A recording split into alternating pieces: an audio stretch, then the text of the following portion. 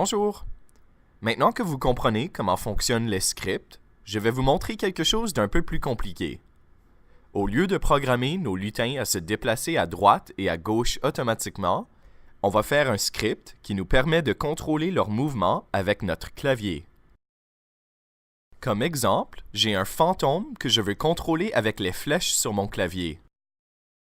Avant de commencer, je dois sélectionner mon lutin, et donc je clique sur le fantôme dans ma liste de lutins. On va commencer par se rendre dans la catégorie Contrôle. Je prends le bloc Répéter indéfiniment et je le traîne dans l'éditeur de lutin. Maintenant, toujours dans la catégorie Contrôle, on va utiliser le bloc Si alors.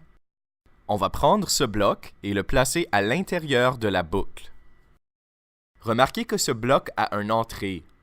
Cela veut dire que l'on doit placer un autre bloc à l'intérieur de notre bloc Si alors. Ceci est ce qu'on appelle une condition. Tous les blocs que l'on place à l'intérieur de la boucle Si alors vont se faire exécuter seulement si la condition dans le bloc est vraie. Rendez-vous maintenant à la catégorie Capteur. Il y a un bloc nommé Touche espace pressé.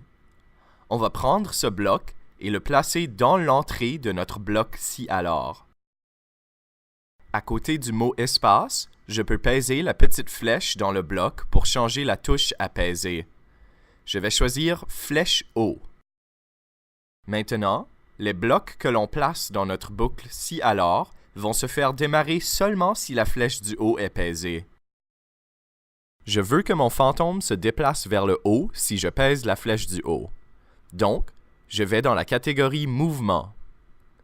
Je prends le bloc S'orienter à 90 et je le place dans la boucle Si alors. À côté du 90, je pèse sur la petite flèche et je choisis 0 vers le haut. Ensuite, je prends le bloc Avancer de 10 et je le place juste après le bloc S'orienter à 0, encore à l'intérieur de la boucle Si alors. En ce moment, notre script vérifie si la flèche du haut est pesée.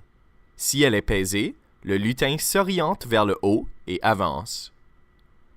Il nous reste donc à faire la même chose, mais pour les flèches vers la droite, la gauche et vers le bas. Pour ça, je clique droit sur mon bloc Si alors et je choisis Dupliquer. Je place cette copie en dessous de mon premier bloc Si alors, à l'intérieur de la boucle Répéter indéfiniment. Maintenant, dans le deuxième bloc Si alors, je change la condition pour la touche Flèche droite. Ensuite, je change le bloc juste en dessous S'orienter à 0 pour S'orienter à 90 à droite. Avec ce script, si on pèse la flèche droite, notre lutin va s'orienter vers la droite et avancer. Il nous reste donc à faire la même chose pour la flèche vers la gauche et vers le bas.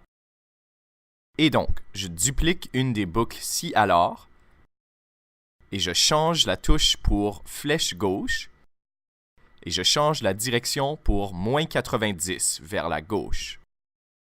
Finalement, je duplique une dernière fois une boucle Si alors et je change la touche pour Flèche bas et je change la direction pour 180 vers le bas. Maintenant qu'on a une condition pour les 4 flèches sur notre clavier et qu'on a des instructions pour chacune de nos conditions, il nous reste à ajouter un moyen pour faire démarrer notre script. Dans la catégorie Événements, on va prendre le bloc Quand le drapeau vert est cliqué et le placer au tout début de notre script. Maintenant, quand on pèse le drapeau vert en haut à droite de notre scène, on peut contrôler le fantôme avec les flèches sur notre clavier.